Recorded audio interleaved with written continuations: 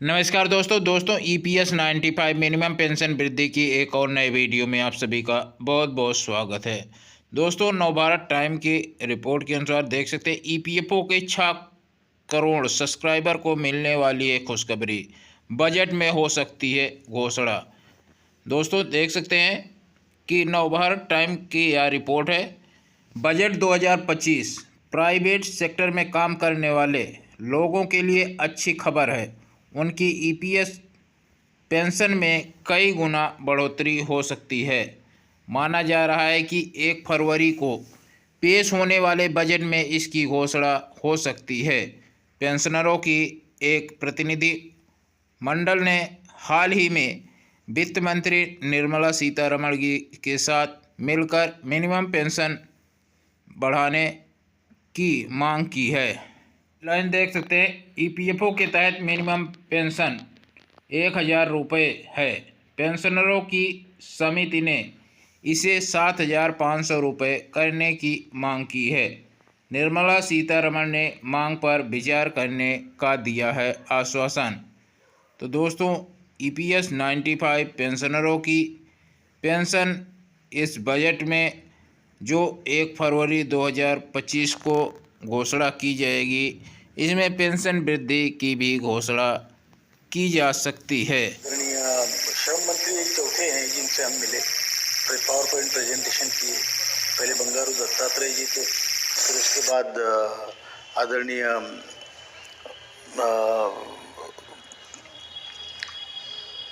संतोष कुमार गंगवार जी थे, उसके बाद भूपेंद्र यादव जी थे, उसके बाद अभी मनसुख मांडविया जी है। तो इन सब से हम मिले पावर पॉइंट प्रेजेंटेशन किए। तो 8 साल का सतत संघर्ष है। अब उसके बाद फिर हम ब्यूरोक्रेटिक चैनल में देखिए, कैबिनेट सेक्रेटरी जी से मिले, उसके बाद expenditure secretary, finance secretary, labour secretary. तो टॉप ब्यूरोक्रेटिक चैनल को भी हमने हमारी समस्या से अवगत कराया, प्रेजेंटेशन किए, और उन सबको ये विषय मालूम है। पॉलिटिकल चैनल में सबसे बड़े जो है हमारे आदरणीय प्रधानमंत्री जी से लेके सभी मंत्रियों को से हम मिले, हर एक सांसद से हम 7-7, 8-8 बार मिले। तो इतने प्रयास होने के बाद जब बजट में ये विषय आने की संभावना तैयार हुई, और ये सारी चर्चाएं जो हुई अब तक प्रधानमंत्री जी से लेकर एक एमपी महोदय तक किसी भी, तो ये सारी चर्चाएं जो हुई उसका एक ही विषय था, 7,500 और महंगाई भत्ता। फिर उसके बाद मेडिकल फैसिलिटीज़, सुप्रीम कोर्ट का निर्णय बिना भेदभाव के लागू करना, ये सारे विषय लेकर हम सबसे मिले। अब हुआ ये कि जब कुछ संभावना तैयार होती है या होने में है, तो सारे ट्रेड यूनियन के लीडर जाके आदरणीय निर्मला सीतारमण जो हमारी फाइनेंस मिनिस्टर है उनसे मिलके 5,000 की डिमांड करते हैं, जबकि हमारी सारी 8 साल की चर्चाएं 7,500 महंगाई भत्ते की हुई है। और वो भी ऐसे ही नहीं हमने अपने मन से कहा है, जो कोश्यारी कमेटी का रिपोर्ट 2012-13 में था उससे डिराइव किया हुआ ये मसला था, और 2 लोगों को, वृद्ध लोगों को जीने लायक क्या लगता है उतनी ही की बात है। अब उसमें 7,500 महंगाई भत्ता हर किसी स्टेज पे हर किसी के सामने रखा गया, उस पर आश्वासन भी मिले, और अचानक जाकर आप कहीं बोलो कि इनको 5,000 रुपये दे दो, तो ये तो हमारे साथ एक प्रकार की प्रताड़ना हुई, धोखा हुआ। तो हमें खेद लगा। एक्चुअली क्या है, हम लोग सभी ट्रेड यूनियनों की बहुत इज्जत करते हैं, मैं खुद भी करता हूँ। उनके सभी नेताओं को हम मिले हैं, सभी यूनियनों के सभी टॉप बॉसेस को हम मिले हैं, चाहे वो अध्यक्ष हो, जनरल सेक्रेटरी हो, बड़े बड़े नेताओं को उनके मिले हैं। उन सभी ने हमको हमारी 7,500 और महंगाई भत्ते की मांग को लिखित सपोर्ट दिया है, लिखित, इंक्लूडिंग बीएमएस। और अभी जब देने की बार, लेने की बारी आई, तो ये सब जाकर वहां पर 5,000 क्यों मांग रहे हैं? क्या आप समस्या को जिंदा रखना चाहते हो कि समस्या बनी रहे, अंधेरा कायम रहे? ये तो नहीं चाहते आप। हम चाहते हैं सॉल्यूशन, और वो सॉल्यूशन ऐसा हो जो परमानेंट हो, क्योंकि ये लोगों की ज़िंदगी 5-10 साल की बची है। अब इनके साथ किसी तरीके का धोखा बिल्कुल हमें शोभा नहीं देता। कोई भी हो, किसी भी लेवल का हो, और कोई भी ट्रेड यूनियन हो, किसी भी विचारधारा की हो, उससे नहीं। हमारे देश का मामला है, हमारे बुजुर्गों का मामला है। इस पर जो संगठन लड़ रही है, जिस संगठन ने इतनी मीटिंगें करके इतने आश्वासन मिले हैं, उनको छोड़ के आप कुछ लोग जाके वहाँ पर हमारी एक प्रकार से हमारी मांग आप कम करके मांग रहे हो। क्यों भाई? आपको क्या तकलीफ है? अगर इन लोगों को कुछ मिल जाता है जो उनका हक का है, और ये हमने सिद्ध किया है। जब पिछली बार हम श्रम मंत्री जी से मिले 20 दिसंबर को, तो उन्होंने पावर पॉइंट प्रेजेंटेशन मांगा था। हमने बहुत सुंदर पावर पॉइंट प्रेजेंटेशन हमारे लोगों ने तैयार किया, जो हमने प्रस्तुत किया, और उसमें सारी चीज़ें हमने बताई कि कितना पैसा आपके पास है, उसका कितना ब्याज आता है, उस पैसे के बारे में फिर आपको कितना कंट्रीब्यूशन हमारा और हर साल आता है, आपके पास उसका ब्याज कितना, ये सभी चीज़ें करके हमने ये भी दिखाया था कि आपको इतनी पेंशन देने में कितना खर्चा आएगा, वो खर्चा हम कैसा ले सकते हैं, कौन कितना दे सकता है, हम कितना दे सकते हैं, श्रम मंत्री कितना दे सकते हैं, वित्त मंत्री कितना दे सकते हैं। ये सारा एक्सरसाइज होने के बाद जब श्रम मंत्री जी ने कहा कि it's a very good presentation, मुझे बहुत अच्छा लगा, आपके विचार, आपके संगठन के विचार अच्छे लगे और हम लोगों को ये करना चाहिए, इस टाइप का जब उनका मतलब उन्होंने ये नहीं बताया कितना करूँगा क्या, लेकिन उनको एक जनरल उनकी सहमति थी कि इस पर काम होना चाहिए, और वो बड़े ज़ोर से काम भी कर रहे हैं, इसका हमने देखा है। अब उसके बाद कोई संगठन जाकर बोले कि इनको 5,000 रुपये दे दो, तो ये गलत बात है, बहुत गलत बात है। हमें खेद है कि जिन कामगारों का प्रश्न आपको अभी तक आपने हल करना था वो तो किया नहीं। जब वो खुद बेचारे उठ के खड़े हो गए अपने पैरों पे, तो आप उनके पैर काट रहे हो, जाके वहाँ बोल रहे हो उनको 5,000 रुपये दे दो। ये तो गलत बात है, नकारात्मक संदेश है। नकारात्मक संदेश है। और नेशनल एजुकेशन कमेटी, जिसका मैं राष्ट्रीय अध्यक्ष हूँ, इस विचार की है कि श्रमिक संगठनों ने कामगारों के साथ धोखा नहीं करना चाहिए, उनको मदद करनी चाहिए। हम सरकार की समस्या समझ सकते हैं, लेकिन सरकार ने अभी तक ये नहीं कहा कि हम कम करेंगे। अभी तो बात चल रही है ना, तो आप बीच में आके 5,000 कैसे मांगते हो भाई? ये थोड़ी गलत बात हुई है, और इसके लिए मैं सभी श्रम संगठनों को हाथ जोड़ के कहता हूँ, आप बड़े लोग हैं, आपके ऊपर लोगों का भरोसा है, वो भरोसा कायम रखिए। आप कभी ये मत करना कि कामगारों का प्रश्न हल हो रहा है उसको पेचीदा बनाना, ये आपका काम नहीं है। हाँ, इससे निर्णय पर भी जो है एक गलत असर पड़ रहा है उनको नहीं, इसीलिए हम आए, हम जो आए, और अभी आदरणीय निर्मला जी से जो हम मिले, हमारे फाइनेंस मिनिस्टर जी को, तो हम इसी के लिए मिले कि मैडम पहले से बात ये हो रही है, और इसका हमने पूरा कच्चा लिखा जोखा हमने दिया है कि ये कैसे पॉसिबल है। अब आप अगर जो लोग इसमें पार्टी नहीं है, क्योंकि वो तो वर्किंग क्लास का काम करते हैं ना, रिटायर्ड लोगों का काम तो वो नहीं कर रहे, फिर जिसमें आप पार्टी नहीं हो वहाँ जाके आप जजमेंट सुनाओ, ये तो कोई बात नहीं, ये हमें अच्छा नहीं लगा।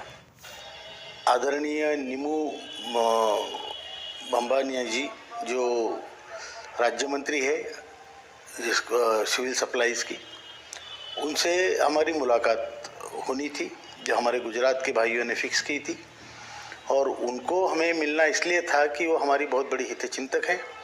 हमारे लोगों को, गुजरात के लोगों को उन्होंने काफ़ी बल दिया है, और श्रम मंत्री जी से मिलवाया भी था उनको, और श्रम मंत्री जी और वो एक ही स्टेट के आसपास के कॉन्स्टिट्यूएंसी होने की वजह से उनके अच्छे संबंध भी है, तो उन्होंने हमको बुलाया था, तो हम जाके उनसे मिले, पूरी बात हुई, और उन्होंने पूरी सहानुभूति जताई, और उन्होंने कहा कि आपका काम मैं चाहती हूँ, ईश्वर से प्रार्थना करती हूँ कि जल्दी से जल्दी हो।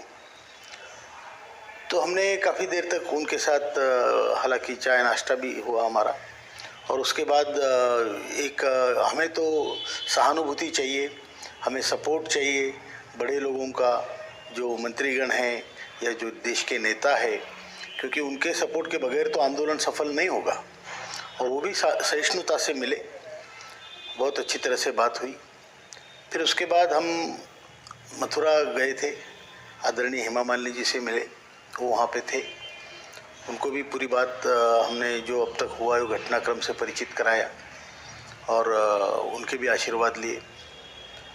क्योंकि अभी देखिए बजट आ रहा है, और बजट में कई चीज़ें होती हैं, बहुत सारी संभावनाएं बजट में होती है और हमें आशा है कि इस बजट में काम होगा। क्योंकि इसके पहले भी, अच्छा ये पहले मैं एक घटनाक्रम बता देता हूँ, फिर उसके बाद आज हमने पत्रकार परिषद की जिसमें आप भी थे, वाकिफ से है आप उससे। फिर उसके बाद हमने मुलाकात की आदरणीय निर्मला सीतारमण जी से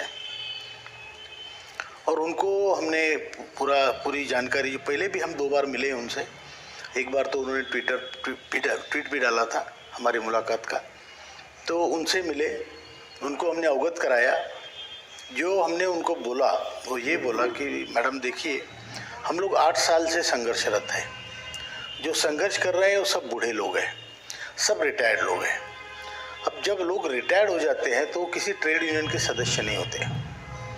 अब सदस्य नहीं होते तो ट्रेड यूनियन उनके लिए लड़ती नहीं है, क्योंकि उनके ट्रेड यूनियन के सदस्य कौन होते हैं कि जो कार्यरत कर्मचारी जो ट्रेड में है, तो बूढ़े होने के बाद तो यूनियन के सदस्य नहीं है। तो इसलिए हमने क्या किया कि हमने एक बड़ा संगठन बनाया जो वृद्ध लोगों का है। आज आप यकीन मानिए, वृद्ध लोगों का विश्व का सबसे बड़ा संगठन है ये। तो इतना बड़ा संगठन 27 राज्यों में चल पड़ा, बहुत अच्छी तरीके से ग्रास रूट तक गया और वो लोग अपनी लड़ाई लड़ रहे हैं। फिर हमने जो बातें की अब तक के 60 सालों के संघर्ष में, हम आदरणीय प्रधानमंत्री जी से 2 बार मिले, आदरणीय निर्मला सीतारमण जी से 2 बार मिले, 3 बार मिले बल्कि अभी आज की तारीख में। आदरणीय श्रम मंत्री एक चौथे हैं जिनसे हम मिले, पावर पॉइंट प्रेजेंटेशन किए। पहले बंगारू दत्तात्रेय जी थे। 2025 के बजट में EPS 95 पेंशनधारकों की मिनिमम पेंशन में वृद्धि की घोषणा की जा सकती है। EPFO के करोड़ों सब्सक्राइबर को इस बार के बजट में गुड न्यूज मिल सकती है। मीडिया रिपोर्ट के मुताबिक EPFO सब्सक्राइबर की मिनिमम मंथली पेंशन 1000 रुपये से बढ़ाकर 7500 रुपये किया जा सकता है। पेंशनर के प्रतिनिधिमंडल ने हाल ही में वित्त मंत्री निर्मला सीतारमण जी के साथ मिलकर मिनिमम पेंशन बढ़ाने की मांग की थी। फाइनेंस मिनिस्टर ने उनकी मांग पर विचार करने का भरोसा दिया है। फाइनेंशियल ईयर 2025 और 26 का बजट 1 फरवरी को पेश किया जाएगा। इसी सिलसिले में 10 जनवरी को EPS 95 नेशनल एजुकेशन कमेटी ने सीतारमण जी से मुलाकात की थी। पहले श्रमिक संगठनों ने माननीय सीतारमण जी के साथ बैठक की थी। उन्होंने वित्त मंत्री से EPFO की तहत मिलने वाली न्यूनतम पेंशन को 5 गुना करने का और 8वें वेतन आयोग के तत्काल गठन और अत्यधिक अमीर लोग सुपर रिच पर अधिक कर लगाने की भी मांग की थी। लेकिन EPS 95 नेशनल एजुकेशन कमेटी ने 5000 रुपये की पेंशन को नाकाफ़ी बताते हुए कहा कि इससे बुनियादी ज़रूरतें भी पूरी नहीं हो सकती हैं। रिपोर्ट के मुताबिक समिति ने दावा किया है कि सरकार ने 2024 में न्यूनतम मासिक पेंशन 1000 रुपये कर दी है, लेकिन कई पेंशनर को अब भी इससे कम पेंशन मिल रही है। कितना कटता है कंट्रीब्यूशन? प्राइवेट सेक्टर में काम करने वाले लोगों की बेसिक सैलरी का 12% की कटौती EPFO के खाते के लिए की जाती है। साथ ही कंपनी में से भी इतना ही पैसा कर्मचारी के PF खाते में जमा किया जाता है। एम्प्लॉयर की तरफ से जमा किए जाने वाले पैसों में 8.33% हिस्सा EPS कर्मचारी पेंशन योजना में जाता है, जबकि बचा हुआ पैसा 3.67% हिस्सा EPF में जाता है। वहीं भारत सरकार के द्वारा 1.16% का कंट्रीब्यूशन दिया जाता है। EPFO के 6 करोड़ सब्सक्राइबर को मिलने वाली है खुशखबरी। बजट में हो सकती है घोषणा, क्योंकि 2025 और 26 के बजट 1 फरवरी 2025 को होने जा रहा है।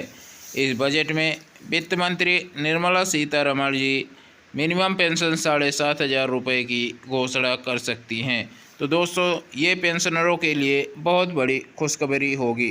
दोस्तों, आशा करते हैं ये जानकारी आपको पसंद आई। जानकारी पसंद आए तो वीडियो को लाइक करेंगे, इस चैनल पर नए हैं, चैनल को सब्सक्राइब कर लेंगे। धन्यवाद। जय हिंद, जय भारत।